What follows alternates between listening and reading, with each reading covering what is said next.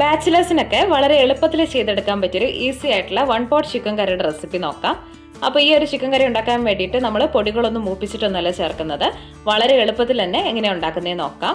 ഞാനിപ്പോൾ ഇവിടെ 1/2 kilo chicken എടുത്തിട്ടുണ്ട്. ഇനി ഇതിലോട്ട് പാകത്തിന് വേണ്ട ഉപ്പ് ചേർത്ത് കൊടുക്കാം.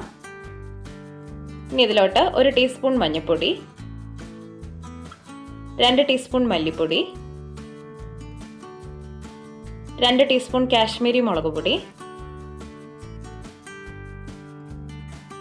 1 ടീസ്പൂൺ കുരുമുളക് പൊടി, ഇത്രയും ചേർത്തിട്ട് ഇതൊന്ന് മിക്സ് ചെയ്ത് വരാൻ ആവശ്യത്തിനുള്ള വെള്ളം കൂടി ചേർത്ത് നമുക്കിത് നന്നായിട്ടൊന്ന് ഈ മസാലയൊക്കെ ചിക്കനിലോട്ടൊന്ന് തിരുമ്പി പിടിപ്പിക്കാം. ഇത് ഒരുപാട് നേരം റെസ്റ്റ് ചെയ്യാൻ മാറ്റി വെക്കേണ്ട കാര്യമൊന്നുമില്ല. നമ്മൾ ഉള്ളിയൊക്കെ കട്ട് ചെയ്ത് തുടങ്ങുന്ന വരെ ഒന്ന് മാറ്റി വെച്ചാൽ മതിയാവും. ഇനി ഒരു കടായിലോട്ട് നമുക്ക് പാകത്തിന് വേണ്ട എണ്ണ ഒഴിച്ചു കൊടുക്കാം. ഇനി സവാള ചേർത്ത് കൊടുക്കാം. ഞാനിപ്പോൾ ഇവിടെ നല്ല വലുപ്പത്തിലുള്ള 2 സവാളയാണ് ചേർക്കുന്നത്. 2-3 പച്ചമുളക്, ഒരു ചെറിയ കഷ്ണം ഇഞ്ചി ചതച്ചത്, 5-6 അല്ലി വെളുത്തുള്ളി ചതച്ചത്, ഒരു വലിയ പഴുത്ത തക്കാളി, കുറച്ച് കറിവേപ്പിലയും കൂടി ചേർത്തിട്ട് നമുക്ക് നന്നായിട്ടൊന്ന് വഴറ്റി കൊടുക്കാം. ഈ സമയത്ത് ഗ്യാസ് ഒരു ലോ ഫ്ലെയിമിലാക്കിയിട്ട് നമുക്ക് വേറെ എന്തെങ്കിലും ജോലി ഉണ്ടെങ്കിൽ അതിനൊക്കെ പോവാം. അപ്പോൾ ആ നേരം കൊണ്ട് ഈ ഉള്ളിയൊക്കെ നന്നായിട്ട് തന്നെ വഴന്ന് കിട്ടിക്കോളും. ഇപ്പോൾ ഉള്ളിയൊക്കെ നന്നായിട്ട് തന്നെ വഴന്ന് കിട്ടിയിട്ടുണ്ട്. ഇനി ഇതിലോട്ട് നമ്മൾ മാരിനേറ്റ് ചെയ്ത് വെച്ചേക്കുന്ന ചിക്കൻ ചേർത്ത് കൊടുക്കാം.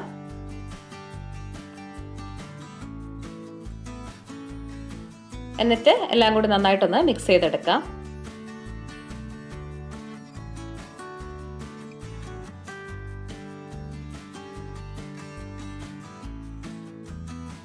ഇനി ഗ്യാസ് ഒരു ഹൈ ഫ്ലെയിമിലാക്കിയിട്ട് ഒരു 5 മിനിറ്റ് ഇതൊന്ന് അടച്ചു വെച്ച് കൊടുക്കാം.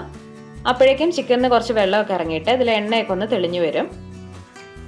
അടപ്പ് തുറന്നിട്ട് ഒന്ന് ഇളക്കി കൊടുക്കാം. ഇനി ഈ സമയത്ത് നമുക്ക് ഗ്രേവി എത്രത്തോളം വേണോ അത്രയും ചൂടുവെള്ളം ഒന്ന് ചേർത്ത് കൊടുക്കാം. ഞാനിപ്പോൾ ഇവിടെ മസാലയൊക്കെ പരട്ടിയ പാത്രത്തിലോട്ട് ചൂടുവെള്ളം ഒഴിച്ചു കൊടുത്തിട്ട് അങ്ങനെയാണ് ഒഴിച്ചു കൊടുക്കുന്നത്.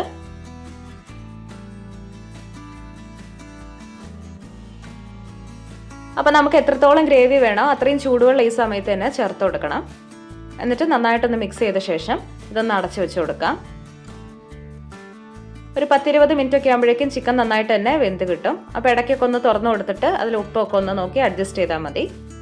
ഇപ്പോൾ ഒരു 20 മിനിറ്റ് ഒക്കെ കഴിഞ്ഞിട്ടുണ്ട്. അപ്പോഴേക്കും നമ്മുടെ ചിക്കനൊക്കെ നന്നായിട്ട് തന്നെ വെന്തിട്ടുണ്ട്. ഇനി ഇതിലോട്ട് നമുക്ക് ചേർക്കേണ്ടത് 1 ടീസ്പൂൺ ഗരം മസാലയാണ്. ലാസ്റ്റായിട്ട് കുറച്ച് മല്ലിയിലയും കൂടി ചേർത്ത് കൊടുക്കാം.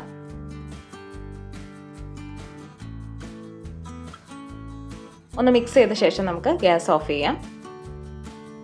അപ്പോൾ നമ്മുടെ ചിക്കൻ കറി റെഡി ആയിട്ടുണ്ട്. നമ്മളിപ്പോൾ വളരെ എളുപ്പത്തിലാണ് ഈ കറി തയ്യാറാക്കി എടുത്തത്. ഗ്രേവിയൊക്കെ അത്യാവശ്യത്തിന് തന്നെ നല്ല തിക്കായിട്ടിരിക്കുന്നുണ്ട്.